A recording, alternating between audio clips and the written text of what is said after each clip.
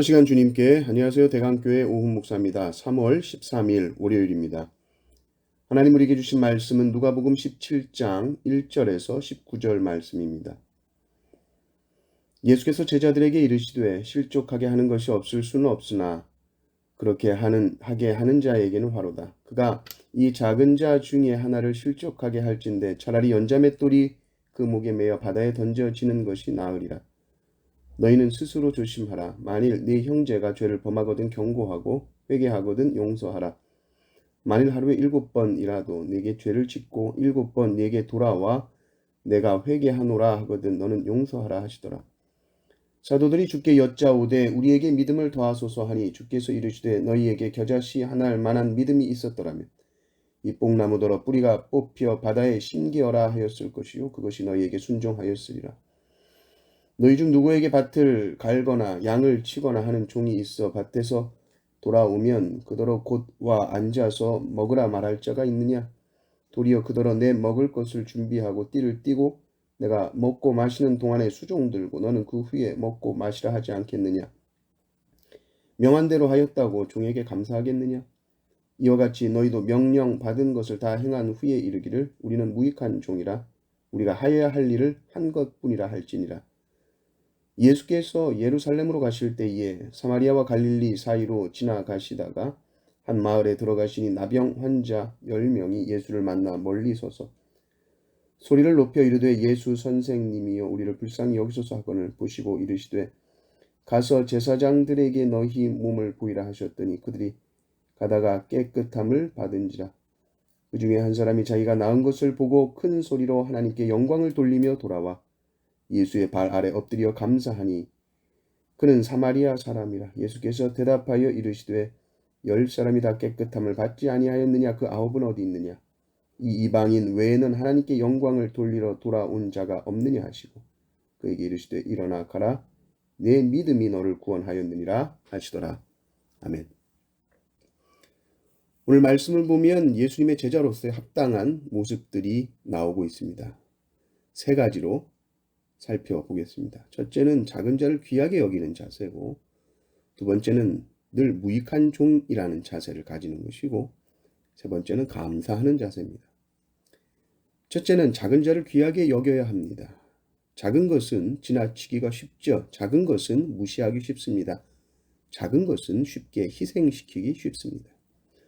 그러나 예수님의 제자라고 한다면 작은 자들을 실족하게 하지 말아라. 그리고 이 실족하게 하는 일을 얼마나 큰 일로 보시는지 연자맷돌이 목에 매어 바다에 던져지는 것보다 이 실족하게 하는 게 더 큰 일이다라는 것이죠. 이 연자맷돌은 곡식을 갈 때 쓰는 무겁고 납작한 맷돌입니다. 이 커다란 돌을 소나 나귀에 연결해서 동그랗게 돌면서 곡식을 가는 거죠. 근데 이 무거운 연자맷돌을 사람 목에 매면 어떻게 되겠습니까? 연자맷돌로 인해서 바다에 던져지고 나오지 못하고 가라앉고 목숨을 결국 잃게 되겠죠. 남을 실족하게 한다는 것 우습게 생각하지 말아라. 특별히 작은 자들은 그 실족함 때문에 생명도 위협될 수 있는 것이죠. 작은 자라고 말 함부로 하는 것 아무렇게나 너희가 혹시 대했느냐? 그 연자맷돌 목에 맨 것보다 더 심한 일이다.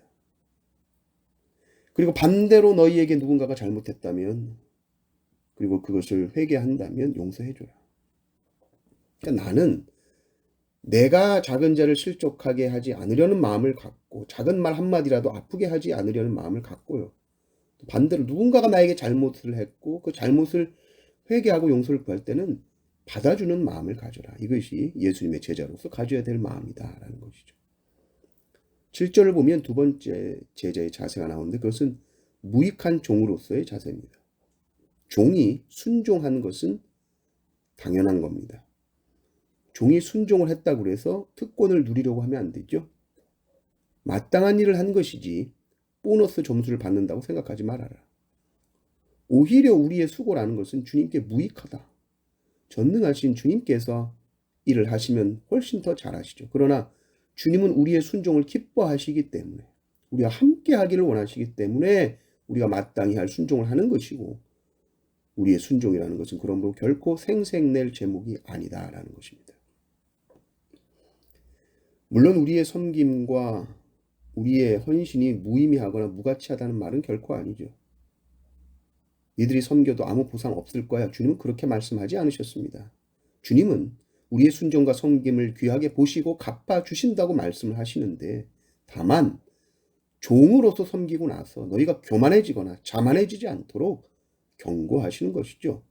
묵묵히 주님의 일을 감당하는 그것으로 족한 삶의 자세를 가져라 하는 것입니다. 또 11절부터 보면 셋째로 감사하는 자세입니다. 예수님으로부터 나병을 고침을 받습니다. 10사람이 고침받는데 그 중에 주님께 돌아와서 감사를 표했던 사람은 한 명입니다. 우리가 하나님께 큰 은혜를 입으면 다 감사할 것 같지만 그렇지 않는 것이 현실입니다.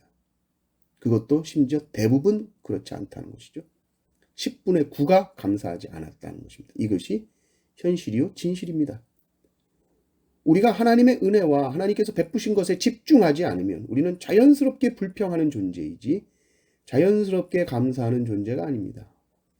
우리는 항상 눈을 들어 하나님을 바라봐야 하고 하나님의 행하심에 감사하고 찬양하며 스스로를 높이지 아니하고 하나님께 영광 돌리는 삶을 살아야 합니다. 그래야 작은 이들을 무시하지 않고 나의 의와 행함을 드러내지 않으며 받은 은혜에 감사하며 살 수 있게 되는 것이죠.